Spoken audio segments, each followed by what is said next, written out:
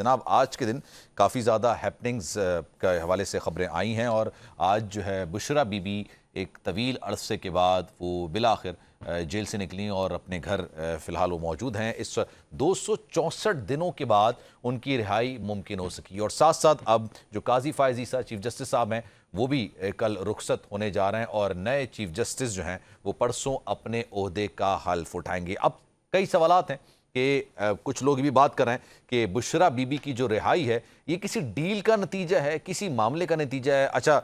فیصل واوڈا صاحب نے ایک روز پہلے حیرت انگیز طور پہ یہ ایک بہت بڑا اشارہ بھی دیا تھا، بہت بڑی خبر بھی دی تھی کہ جناب کوئی نیا کیس بشرا بی بی کے خلاف نہیں بنے گا اور بشرا بی بی جو صاحبہ ہیں وہ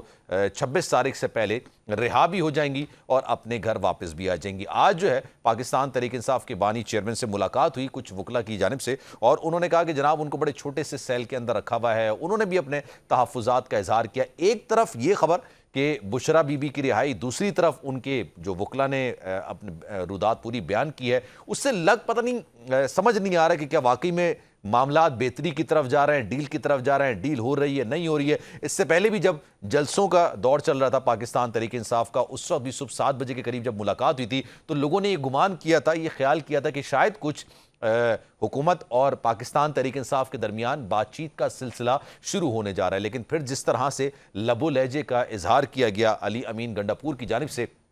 جلسے کے اندر، تو کئی سوالات ابھی پیدا ہوتے ہیں اور پھر پاکستان تحریک انصاف کیونکہ عدالتوں کی طرف دیکھ رہی تھی۔ اب چونکہ 26ویں آئینی ترمیم بھی ہو چکی ہے، نئے چیف جسٹس کو نامنیٹ بھی کر دیا گیا ہے، اپنے عہدے کا حلف بھی اٹھا لیں گے، ایک کانسٹیٹیوشنل بینچ بھی بن جائے گا۔ اب پاکستان تحریک انصاف کے پاس آگے چل کے کیا کیا راستے ہیں، اس پر ذرا ڈیٹیل میں بات کریں گے۔